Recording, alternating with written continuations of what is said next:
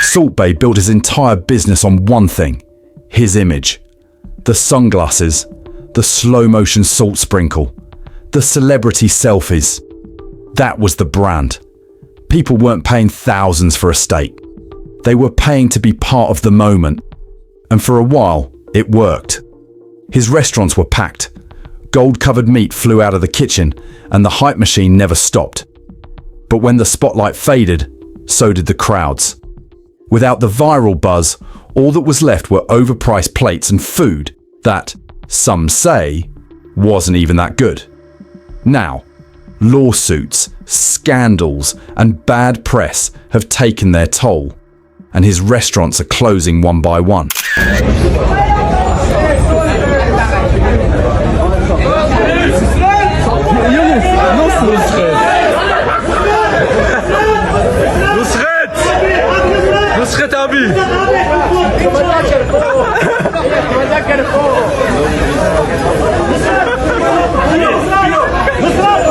He started out far from the red carpets and celebrity tables. Nusret Gökçe was a Turkish butcher who knew how to put on a bit of a show.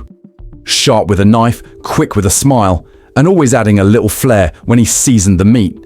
Then in 2017, someone caught that famous moment on camera.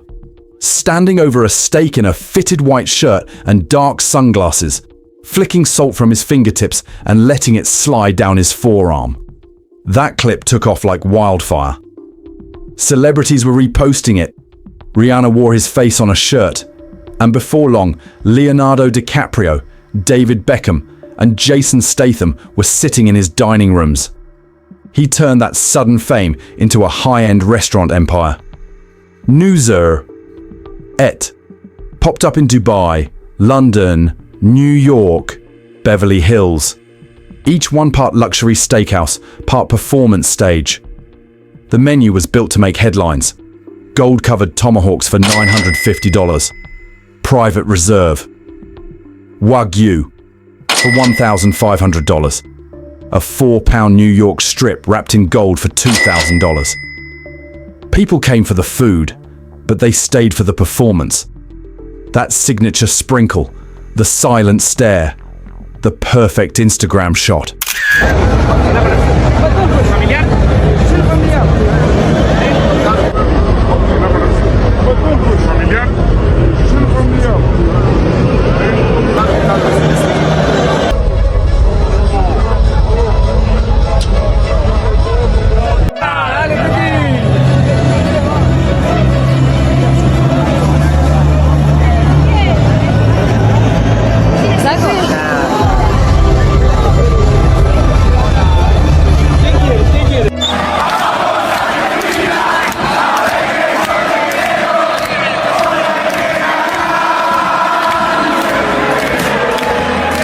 Once the buzz started wearing off, the cracks in Salt Bae's empire became harder to hide.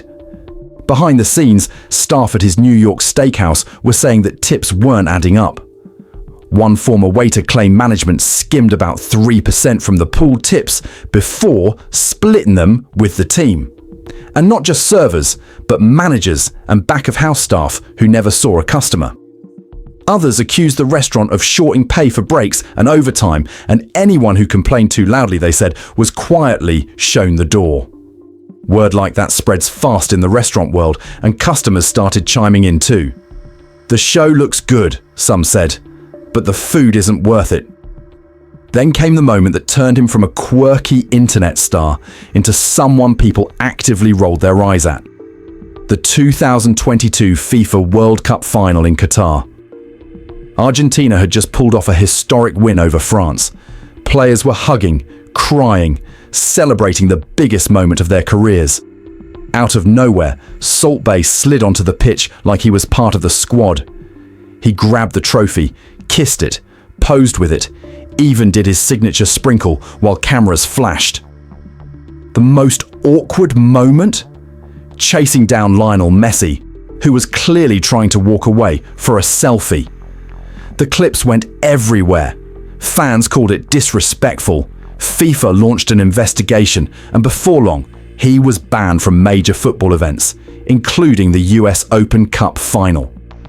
That single day took years of carefully crafted mystique and replaced it with one image: a man desperate to be in the middle of someone else's spotlight. If that wasn't enough, just months later, he managed to make headlines again, this time at the Champions League final.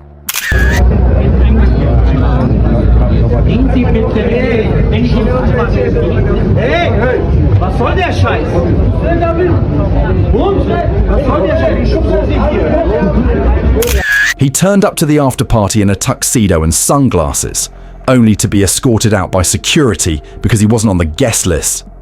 Phones caught every second, and the internet treated it like poetic justice. Not too long before, everyone wanted to be seen with him. Now, people were cheering to see him shown the door. And the public missteps didn't stop there. Long before the football fiascos, he'd been photographed serving 1,000 gold-covered steaks to Venezuelan President Nicolas Maduro, while the country was in the middle of a severe food crisis.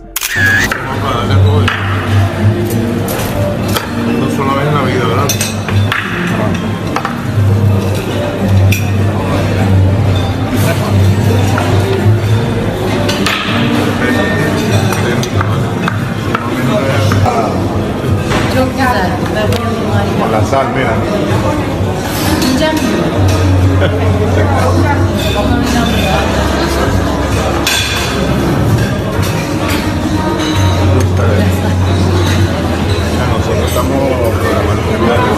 Millions of Venezuelans were struggling to afford a single meal a day.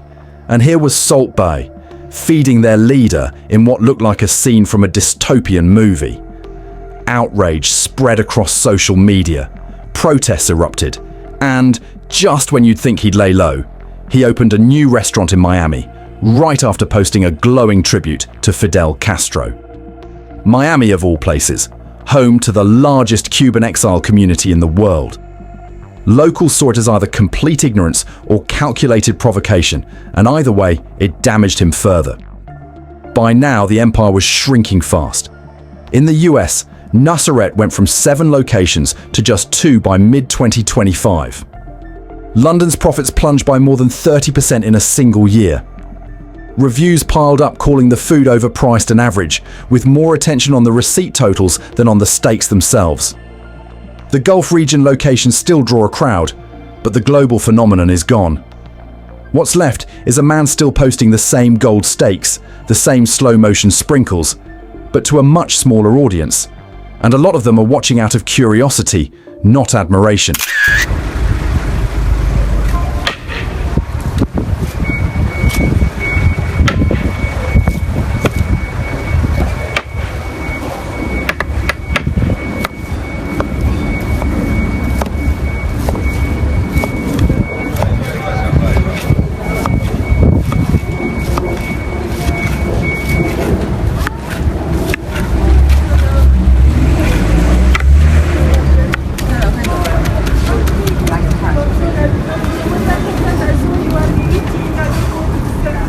By the time the football fiascos, political blunders, and bad press had stacked up, the damage to Salt Bae's business was plain to see. In 2023, Nusret had 7 US locations. By mid-2025, only 2 were left: Miami and New York. Beverly Hills, which opened in 2021 with Salt Bae himself making table rounds in his sunglasses, shut down this summer. Dallas and Las Vegas were already gone. Boston lasted barely a week before inspectors shut it over safety violations, overcrowding, broken equipment, and blocked fire exits. Even his Salt Bae Burger in Manhattan, home to the $99 Gold Fleck milkshake and the $100 Gold Burger, went from novelty to being called the worst restaurant in New York by critics before closing for good. The UK and Europe weren't spared. London's profits dropped nearly 50%, so sharply that they cut the heat in winter to save money, leaving diners bundled in coats over $600 plates. Bookings in Greece fell more than 67%, And even Dubai, his flagship market, was losing momentum. The viral dinner receipts that once fueled the hype, like the infamous $140,000 bill, now sparked backlash, with customers pointing out that gold leaf was a tasteless gimmick you could buy online for $10. Reviews shifted from awestruck to underwhelmed, calling the food decent, not worth the price. Behind the kitchen doors, things were just as messy. Staff from London, Mykonos, Miami, New York, and Dubai accused Gokci of skimming tips, withholding passports, and firing people on a whim. Female employees said they were made to wear revealing club-style outfits instead of uniforms, and one bartender in New York claimed she was terminated days after reporting harassment. A London hostess said working there felt like the Hunger Games, because you never knew who would be gone by the end of the shift. Then came the incidents that made global headlines. In Istanbul, a tableside fire show got out of control, injuring 4 diners, including a Russian model with third-degree burns over a third of her body. Salt Bae didn't apologize, offer public support, or even make a statement. He just deleted the video. In Miami, a customer claimed staff threatened to call police when he refused to pay for an unordered gold-covered steak. And the online empire that made him a star was crumbling. His Instagram engagement fell more than 70%. The posts hadn't changed. Shirtless gym shots, awkward celebrity tags, endless slow-motion sprinkles. But the magic was gone. People weren't lining up to post their dinner. They were rolling their eyes. The truth is, Nusret was never built on the strength of the food. It was built on a moment, the sprinkle, the swagger, the performance. That moment made him an icon, but it couldn't last forever. Now the gold flakes still fall, but more and more often they're landing on empty tables. What's your take? Was this fall inevitable? Or could Salt Bae have turned it around if he'd changed course? Let us know in the comments, and don't forget to like and subscribe for more stories like this.